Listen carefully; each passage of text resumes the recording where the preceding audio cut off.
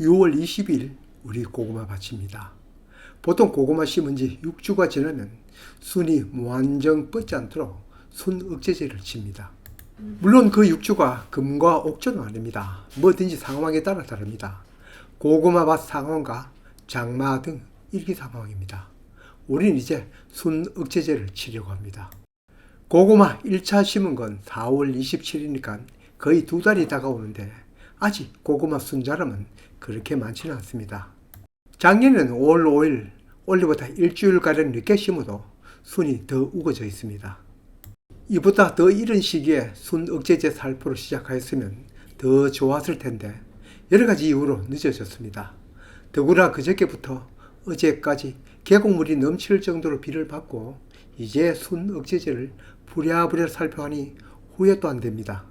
늦다 싶을 때가 빠른 시기라는 속담이 용기를 얻어 오늘은 평소보다 일찍 일어나서 이제 순 억제제를 살포하려고 합니다. 다행히 고구마 줄기는 그렇게 뻗지를 않았습니다. 고구마 순 억제제라고 따로 치는 건 없습니다. 하긴 순 억제제 전문약으로는 사과 도장 억제의 목적으로 치는 생장조정제라는 알의 전문약제가 있긴 합니다. 고구마 순 억제제로 이걸 한번 쳐볼까 하는 호기심이 발동하지만 아직까지 쳐보지 않았습니다. 분명 효과가 있겠지만 순만 억제하는 것이 아니라 고구마 개군도 자라야 하기 때문에 원래의 효과는 더 없을 것입니다.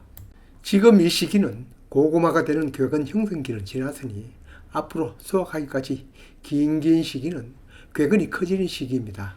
여러 영양소 중 뿌리나 열매가 커지는 데는 칼리 역할이 큰 시기입니다.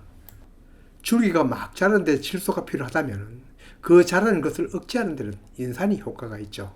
인산은 종실비료, 꽃과 열매를 자라는 데 필요한 성분이죠. 모든 식물에게는 꽃과 열매는 마지막 시기입니다. 마구 자라는 고구마에게 경정을 우리는 비료이죠. 거기다 칼리는 양분 이동이 필요한 비도에 도움이 주는 성분이고요.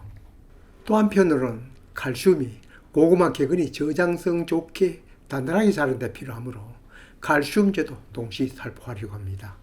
칼슘제는 연마칼슘부터 질산칼슘, 인산칼슘이 있지만 여기는 인산칼슘이 제격이겠죠. 이래서 이 두 가지를 함께 살포하려고 합니다. 이때 인산칼리 농도도 1%, 인산칼슘 농도도 1% 농도를 치는데 이 농도는 치고 난 일기 상황마다 달리할 수 있습니다. 흐린 날이면 농도를 더 높여도 됩니다. 옆해를 받지 않고 치려면 이 두 가지 합의 농도가 1%, 그러니까 각각의 농도를 0.5%로 맞추어 치는 거죠. 다른 작물 연면 시비에는 보통 500배에서 1000배이니 0.5에서 0.1%, 이보다는 훨씬 나게 치는 편이죠. 아마 고구마 잎이 다른 잎보다는 강하고 두꺼워서 그렇게 해도 되는 거 아닌가 싶습니다. 고구마 잎에 잘 묻도록 확산성 전착제도 함께 섞어칩니다. 언제나 칼슘이 든 비료는 조심을 해야 합니다. 재작년에 칠 때 화학 교수님께 혼남 여부를 물으니 별탈 없다고 해서 해마다 막 섞어칩니다. 그냥 순 억제제 목적으로 인산칼리, 인산칼슘, 남치는 대로 치면 되지만 손바닥 농장 채널은 원리를 따지는 농사 공부방입니다. 감자는 줄기와 잎이 무성하면 굵은 감자가 많이 열립니다. 많은 잎, 즉 많은 광합성 공장에서 만든 녹말을 줄기 하단에 저장하기 때문입니다. 감자 싹이 튼튼하고 무성할수록 땅속에는 굵은 감자가 많이 열립니다. 감자는 하지를 지나면 급격하게 쇠약해져서 일생을 끝내는 1년생 식물입니다. 그래서 일생을 마치기 전에 자손을 잇기 위해 양분을 줄기 하단에 저장합니다. 그렇지만 고구마는 열대가 원산인 열어사의 풀입니다. 우리나라에서야 1년생을 키우지만 실제 이 고구마 유전자에 박힌 것은 계속 줄기를 이어 무성하게 자라다 세태기에 오면 뿌리에 양분을 저장하는 것입니다. 고구마 재배 기간에 질소 성분을 많이 공급하면 이놈은 겨울 닥칠 줄 모르고 계속 버무하겠지만 눈 닦고 봐도 자라는 질소는 없으니 위기를 느끼고 궤근에 양분을 저장하여 자손 번식에 힘씁니다. 아마 여러 해살이 작물로 키우는 열대지방에서는 심는 시기도 수확하는 시기도 우리처럼 일정하지는 않고 우리처럼 순억제제를 치지는 않을 것입니다. 우리가 심은 고구마는 앞으로 닥칠 겨울을 생각지도 못하고 자꾸 자라는 것입니다. 고구마 잎에서 만들어진 양분은 뿌리에 저장하기보다 자신이 자라는 즉 순뻗게 쓰이니 우리가 정작 원하는 괴근 고구마는 초라할 수밖에 없습니다.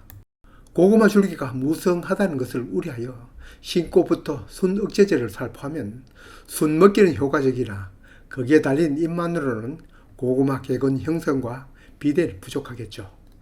고구마 줄기가 너무 자라지 않아도 그렇다고 무성하게 자라도 괴근 비대는 불리합니다. 적정한 고구마 줄기 길이에 대한 자료는 아직 찾지 못했습니다. 하긴 이 모든 것도 잎이 많고 적음도 중요하지만 문제는 그 잎에서 정말로 광합성을 얼마나 잘 하는 것이 중요하죠.